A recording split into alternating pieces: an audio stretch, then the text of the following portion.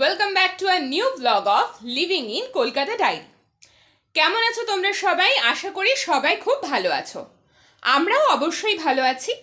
আর আজকে হচ্ছে ক্রিসমাসের আগের দিন। আর এই যে অলরেডি আমাদের সমস্ত কিছু ডেকোরেশন কমপ্লিট হয়ে গেছে। আর ডেকোরেশন যখন চলছিল তখন আরেকদিকে মেয়েকে যেহেতু খাওয়ানো দাওয়ানোর কাজগুলোও চলছিল, সেই জন্য আর তোমাদের সাথে সেটা শেয়ার করতে পারিনি। কিছু কিছু ক্লিপস যদি পারি সেগুলো তোমাদের সাথে শেয়ার করব, তবে সেটা খুব কম পরিমাণে। আর এই যে জায়গাটা দেখছো, এটা কিভাবে সাজিয়েছি, কি করেছি, চলো আগে তোমাদের সাথে সেটা একটু শেয়ার করি।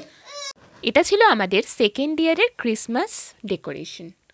প্রথম বছর যখন ডেকোরেশন করি তখন কিন্তু আমরা দুজনেই বুঝেই উঠতে পারছিলাম না কি করব, কিভাবে করব। তবে এবার একটু এক্সপিরিয়েন্স হয়ে গেছে অলরেডি, তাই এবারে সাজানোটা খুব ঝটপট হয়ে গেল। হাতিবাগান থেকে এসেই লেগে পড়েছিলাম কাজে। ও তোমাদেরকে তো বলতে ভুলেই গেছিলাম, আজকে সন্ধ্যাবেলায় একটু মাম্মার জন্য গিফটস কিনতে বেরিয়েছিলাম হাতিবাগান, আর সেখান থেকে এসেই ঝটপট করে এখানে কাজে হাত লাগিয়েছিলাম দুজনে মিলে। যতটা পারলাম এক মেয়েকে সামলে সাজিয়েছি। আর এই যে দেখছো পুতুলটা, এটা কিন্তু লাস্ট ইয়ারের পুতুলটা নয়, সেটাকে অলরেডি আমার মেয়ে ভেঙে চুরে ছিঁড়ে চুরে একাকার করেছে। তাই এবার কিন্তু নতুন একটা স্যান্টা এসছে আমাদের বাড়িতে। আর নতুন এই স্যান্টা এবং সমস্ত কিছু, আর এই যে জিনিসগুলো, এগুলো হচ্ছে মার্বেলস। মানে এই মার্বেলগুলো বেসিক্যালি ছিল আগে অ্যাকোরিয়ামের ভেতরে, সেগুলোকে এখন বাইরে এনে এই পাথর আর মার্বেল দিয়ে সাজানো হয়েছে জায়গাটা। তার সাথে ক্রিসমাস ট্রি, আর ক্রিসমাস ট্রিয়ের ওপরে দিয়ে কিছু বেল, কিছু বলস আর একটা মোজা, সেগুলোকে টাঙিয়ে সাজিয়ে নিয়েছি জায়গাটা। আর লাইটিংগুলো বেসিক্যালি কেনা হয়েছিল মাম্মা যে বছর হয় সে বছরের দিওয়ালিতে। আর এবছর দিওয়ালির পরে আর এটাকে খোলাই হয়নি, কারণ মাম্মা মাঝে মধ্যেই খেতে টেতে না চাইলে তখন এটা জ্বালিয়ে ওকে একটু দেখানো হয়। শুধুমাত্র একটাই লাইটিং আজকে লাগিয়েছি, সেটা হচ্ছে এটা। এখান থেকে হয়তো অতটা বুঝতে পারবে না, দাঁড়াও দেখাই তোমাদের এই লাইটিংটা কীরকম বা কী। এই যে দেখো, এইভাবে হচ্ছে লাইটিংটার একটা নানা রকমের কালার বেরোতে থাকে আর সেটা দেওয়ালে পড়ে। এটা কিন্তু দেখতে আমার মেয়ে ভীষণ ভালোবাসে, খুব খুশি হয় এটাকে দেখলে, আর এটাকে ধরার জন্য আপ্রাণ বায়না করতে থাকে। আর চলো তোমাদের সাথে পরিচয় করাই লিটল স্যান্টার। আমরা কিন্তু আজকে থেকেই ওকে স্যান্টা সাজিয়ে দিয়েছি, কারণ ওকে ঘিরেই যখন এত আনন্দ, তাহলে ওকে তো সাজাতেই হয়। আর এই মুহূর্তে আমরা পুরোপুরি রেডি হয়ে গেছি, শুধু মাম্মার ঘুমানোর অপেক্ষা। মাম্মা ঘুমালেই ওর গিফটটা আমরা এখানে রেখে দেবো। চলো তোমাদের সাথে চুপি চুপি শেয়ার করে নিই যে মাম্মাকে এবারে কি গিফট দিচ্ছি আমরা। আজকে আমরা সন্ধ্যের দিকে একটু হাতিবাগান গেছিলাম, আর মাম্মা সেখানে একটা পুতুল দেখতে পেয়েছিল। যদিও পুতুলের দোকানে ওকে নিয়েই প্রথমে ঢুকেছিলাম, কিন্তু ওই পুতুলটা যখন দেখে ও খুব বায়না শুরু করলো, তখন ওকে নিয়ে আস্তে করে ওর বাবা সরে যায় আর আমি জিনিসটা কিনে আনি। কিন্তু ওকে এখনও দেখানো হয়নি, ও আগামীকাল সকালবেলায় সেটা দেখবে। আর তোমাদের সাথে চলো শেয়ার করি যে কি কিনেছি। আগে দেখাই, দাঁড়াও। এই যে এই জিনিসটা এবারে কিনেছি মাম্মার জন্যে। দেখো তো কেমন হয়েছে। এটাকে দেখে কিন্তু ও এখন বলতে পারে, মাম বলতে পারে, এটাকে বলে ও মাম, তো ম্যাও বলতে পারে না। কোথাও যদি দূরে বিড়ালের আওয়াজও পায় তাহলেও ওর বক্তব্য শুরু হয়ে যায় মাম মাম। আর বেসিক্যালি আমাদের থেকেই ও এটা হয়তো শিখেছে। আমরা যখন ওকে কিছু খাওয়াই বা কোনো কিছু করি, তখন আমরা মূলত বলতে থাকি যে মাম আসছে, মাম খাস না, চলে যা, এই যা, এই ধরনের ওয়ার্ডসগুলো থেকে হয়তো এই জিনিসটার সাথে বেশি পরিচিত হয়ে গেছে। তো এই জিনিসটা তো কিনেছি ওর জন্য, তোমরা অবশ্যই কমেন্টে জানিও। আর তার প্যারালালি আরেকটা জিনিস, এটাও খুব ভালোবাসে, ছড়া পড়তে। আমি নিজে টুকটাক আবৃত্তি করি, খুব অল্প স্বল্পই জানি হয়তো, কিন্তু ও এই ছড়াগুলো আমার মুখে শুনতে খুব ভালোবাসে।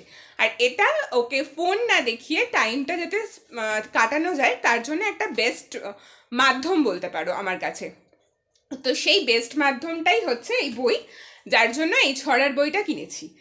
আর একটা জিনিস কিনেছি, সেটার জন্য ও লাস্ট মানডে খুব কেঁদেছিল। লাস্ট সানডে আমাদের ফ্যামিলি পিকনিক ছিল, সেখান থেকে ওকে জিনিসটা কিনে দেওয়া হয়েছিল, বাট সেটা সামহাউ নষ্ট হয়ে গেছিল, তাই হয়তো ও খুব কান্নাকাটি করছিল। সেটা তোমাদেরকে একবার দেখাই, দাঁড়াও। এই যে এই জিনিসটা, এটা যেটা দিয়ে বাবলস তৈরি হয়, এই জিনিসটা, এই তিনটে জিনিস ও ঘুমিয়ে পড়লে এখানে আমরা সাজিয়ে রেখে দেবো। সকাল সকাল মাম্মার কাছে পৌঁছে গেছে তার গিফট। তার সান্টা দাদু এসে গতকাল রাতে তার পছন্দ করে আসা ম্যাওটা তার বাড়িতে রেখে দিয়ে গেছে। তাই আর ম্যাওকে কোল থেকে নামানোই যাচ্ছে না। বিস্কুট খাওয়া হোক বা যা কিছু হোক, সবটাই হবে আজকে ম্যাওকে সাথে নিয়ে।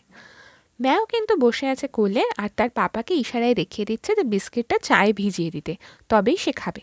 যাই হোক, এইভাবেই চলছে আর সবাইকে দেখিয়ে বেড়াচ্ছে যে তার কাছে একটা ম্যাও আছে। সে যদি খুশি থাকে তাহলে এর থেকে বড় পাওনা আমাদের কাছে সত্যিই আর কিছু হতে পারে না। তার হাসি মুখটা, তার আনন্দটা, তার খুশিটুকুই আমরা দেখার জন্য দুজনে সারা দিন নানা রকম কাজের মধ্যে নিজেদেরকে ব্যস্ত রাখার চেষ্টা করি। ক্রিসমাসের দিন সকাল সকাল চলে গেছিলাম সোদপুরের বাড়িতে, একটু কিছু কাজ ছিল বলে। আর যাওয়ার পথে নিয়ে গেছিলাম একটা কেক, আর লিটল স্যান্টা এখানে কেক কাটতে বিজি।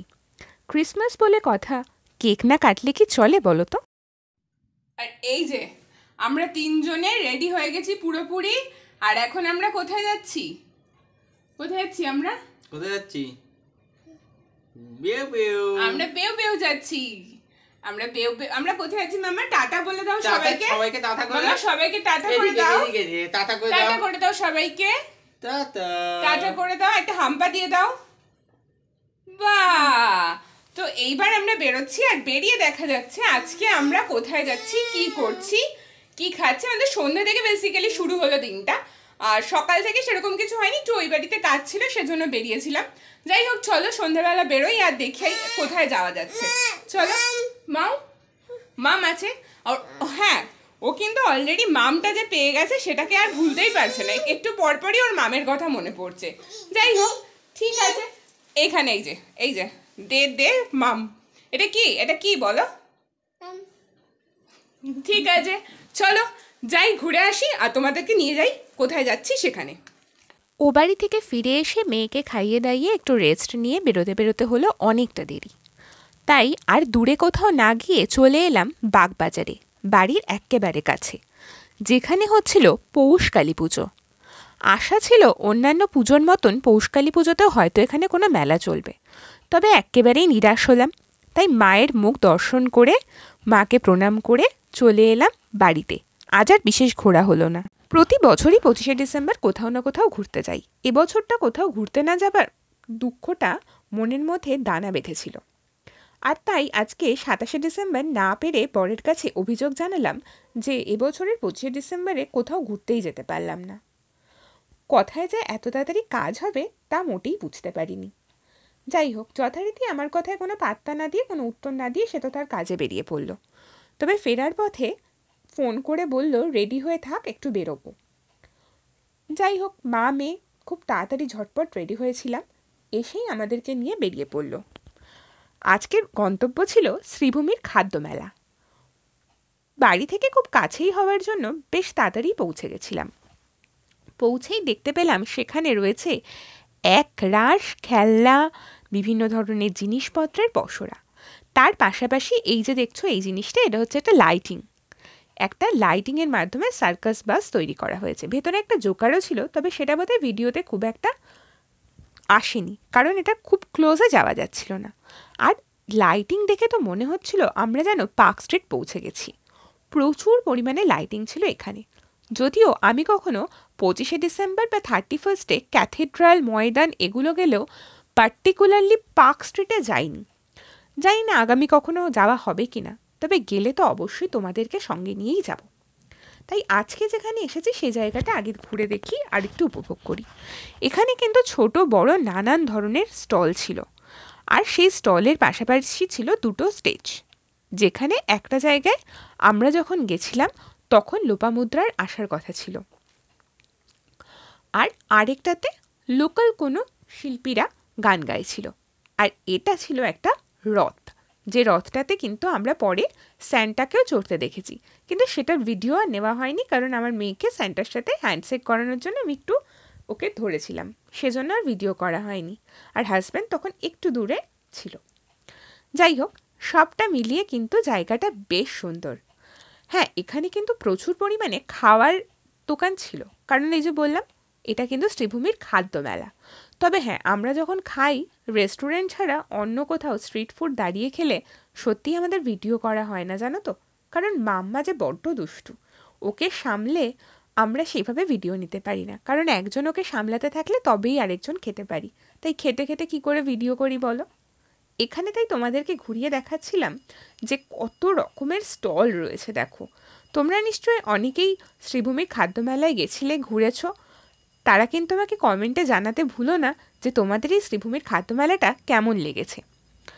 31 ডিসেম্বরটা অন্যান্য বছরের থেকে এবার কমপ্লিটলি আলাদা। বেশিরভাগ বছরই 31 ডিসেম্বর আমাদের কাটে দীঘাতে।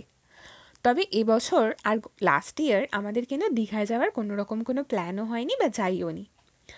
তবে এবছরের শেষের দিকে যেহেতু মাম্মার একটু পেটের গণ্ডগোল হচ্ছিল, তাই 31 ডিসেম্বরের সকালটা শুরু হলো জিপটো ব্লিঙ্কিট লোকাল বাজার ঘুরে, যেখান থেকে আসলো প্রচুর রকম বাজার। যে সমস্ত বাজার দিয়ে ডিসাইড করা হলো যে এই বছরের নিউ ইয়ারে আমরা কোনো রকম বাইরের খাবার খাবো না, কারণ আমরা খেলে মাম্মাও খায়। আর তার পাশাপাশি বেশ কিছু জামা কাপড় জমে গেছিলো মাম্মার, সেগুলো কাছাকাছি পর্ব চলছিল। আর আমরা যতক্ষণে কাজ করছিলাম মাম্মাও কিন্তু থেমে থাকার পাত্রী নয়। সে ঘর তোর পরিষ্কার করার জন্য দেখো একেবারে জল ঠেলে ঠুলে পরিষ্কার করছে। 1 জানুয়ারির দিন বেশ বেলাতেই একটা নিমন্ত্রণ অ্যাটেন্ড করতে চলে গেছিলাম, আর সেখান থেকে এসেই অল্প কিছু বাজি নিয়ে বাজি জ্বালাতে শুরু করেছিলাম 3 জনে মিলে। এই বাজিগুলো জানানোর মূলত প্ল্যানিং ছিল 31 ডিসেম্বরের রাত্রে। তবে মাম্মা যেহেতু অনেক ছোট, তাই ওকে ঠান্ডার মধ্যে আর বেরও করিনি, তাছাড়াও ঘুমিয়েও পড়েছিল, তাই আর বাজিগুলো জ্বালানো হয়নি। বাজিগুলো জ্বালানো হলো আজকে, মানে 1 জানুয়ারির দিন বিকেলবেলা বা সন্ধেবেলা বলতে পারো। যাই হোক, যাদের বাচ্চাকে সামলানোর মতো বাড়িতে লোক থাকলেও কারোর মানসিকতা থাকে না, তাদের ক্ষেত্রে তো বছরগুলো এভাবেই কাটে বলো। লাস্ট ইয়ারেও অনেক প্ল্যান ছিল, সেগুলোও অনেক কিছুই সাকসেস হয়নি। জানি না এবছরটা কেমন যাবে। যাই হোক, তোমরা কিন্তু আমাদের পাশে থেকো, তাহলেই আমরা সব বাধা কাটিয়ে নতুনভাবে এগিয়ে যেতে পারবো নতুন পথের দিকে।